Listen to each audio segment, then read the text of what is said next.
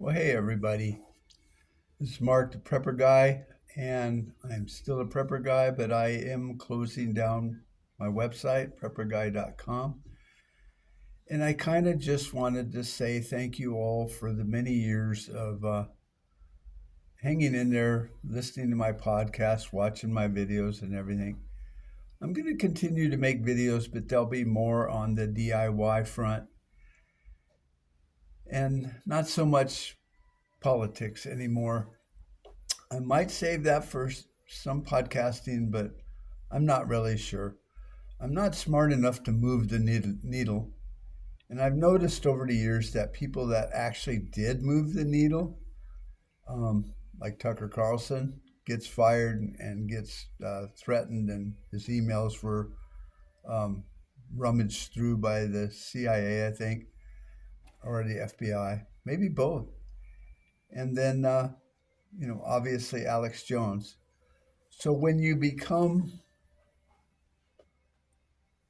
an influencer and you actually move the needle, which is the whole goal, it's not to just nudge it or make it vibrate, but to move it, then you're going to get shut down and harassed. And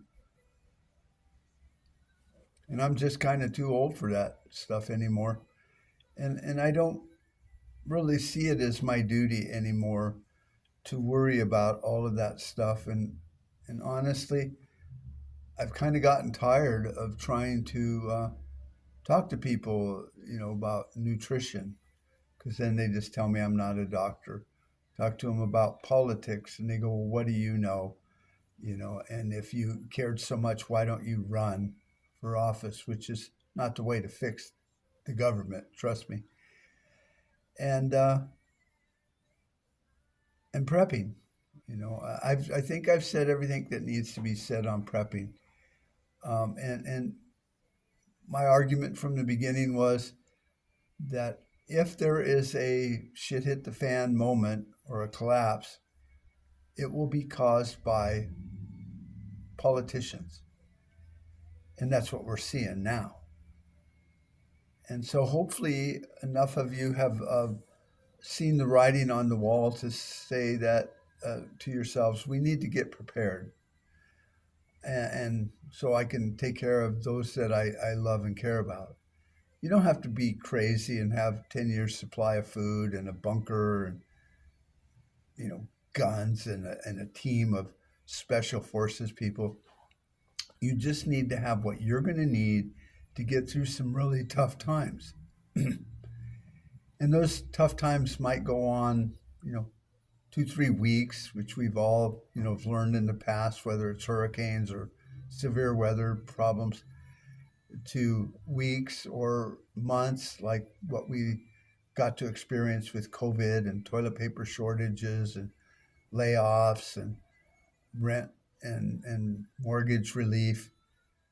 And I think that was kind of a trial run to see how they could bring America to its knees. And in my last podcast, I touched on the subject that we always say, well, we will never do that. We being, American politicians and the government. But we are not in charge of that. And they are doing it and they have done it. And governments throughout history have done it. So to think we're above that is just kind of silly. So I'm looking at it that way, that I think I've said everything I can say for everyone. And I'm just going to cut back on my spending with my social media stuff. I can still throw stuff out there on YouTube because that's free, but um, I'm going to save it for, you know, DIY projects and stuff like that so people can maybe do some things on their own and get ready for whatever may come. Um, I've talked about, side hustles and getting your own businesses together and all that. And so we're all going to have to do that. Truckers are getting um, no loads, basically getting laid off with companies where they were employees and stuff. And, 1099 truckers, if those guys exist and gals, are just not being called. They're just not getting loads. So it's happening. Whether we like it or not, it's happening. And we can all think that Trump has a master plan, and maybe he does. And I listened to a video this morning where the guy was saying, well, possibly he wants to get the pain over in his first year of his presidency. So then that way, as things improve, hopefully, then he can exit office on a high note because things have gotten so much better. And then that would leave the door open for maybe another Republican like J.D. Vance or something like that. So I don't see that happening because the things he's saying with his out loud voice hurt our economy in long lasting ways. Lowering interest rates is going to inflate our money even more. A $1 trillion military spending budget is just going to add to inflation. Our inflation's already through the roof, and with these tariffs, it's just worse. He could have just said, "Well, we're going to start, supporting manufacturing." It's just like the all the bills we've had for the last 20 years of infrastructure rebuilding and Build Back Better and bringing back jobs to America. They haven't done it because they could have if they wanted to. So it's all let's just ride it out and get as much money as we can. Trump's talking about, people buying too much silly nonsense and, being extravagant, and it's all about their wants and having, 30 dolls for our children instead of just two really good ones. Like, I had when I was, growing up, had one G.I. Joe and blew them all up with a cherry bomb because he was a soldier. But when you talk about that kind of cutting back, does Trump really need another gold-plated toilet? Do you think he ever wears a suit twice? Don't preach to me about morals, President, Trump, that we need to cut spending when he's not. And then everybody's like saying, yeah, let's cut spending. Well, not the military industrial complex, but we'll cut back in other areas. Oh, where would that be? Oh, Social Security, Medicare, all the things that we, the people, need. No. So that's why I'm kind of done with it. I've said for years, if you want to be prepared, learn to camp. Because if there is a Teotwaki moment, for you that don't know, that means the end of the world as we know it. Well, you are part of we. So if you lose your job and you end up, living under a bridge, that's the end of your world as you knew it. So learn to camp. Go camping with your children and your family. You'll learn what they need.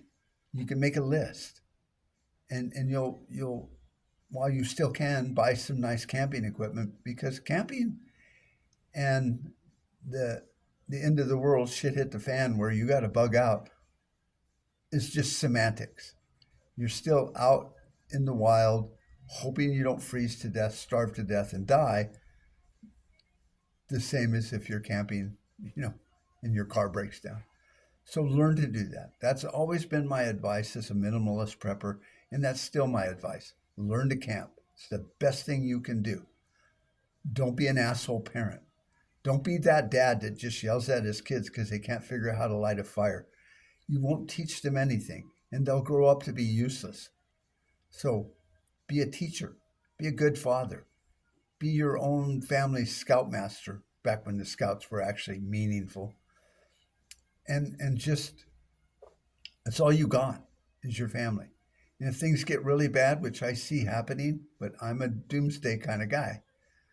But if they do, you'll be happy that you can take care of your family because they're all that really matters. And as I'm now 70, going on 71 this year, I've learned that the only thing I ever did in my life that meant anything at all was having my children.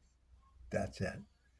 And I still talk to them, and they've all done really well. And I'm glad that I was able to teach them something and teach them a trade and help them learn and get them into programs in school that help them accelerate and do well. Um, I was never a sports fan. I always felt it was a waste of time. So that's what you're going to want to do. Um, that's what I've learned in 70 years. Is well, let's just take 20 years off in 50 years because my first son was born when I was 21, so I'll be 71. So 50 years. That family is the only thing that will be there when you need it, even if you piss them off because you're a shit parent or you're a shit relative. When it all hits the fan, you can always turn to them. Everyone seems to hunker down and turn to family. No one else on this planet gives a flying fuck about you except you and hopefully your family. So I'm saying sayonara with Prepper Guy. Like I say, I'm not giving up everything, but I'm just closing down all my social media.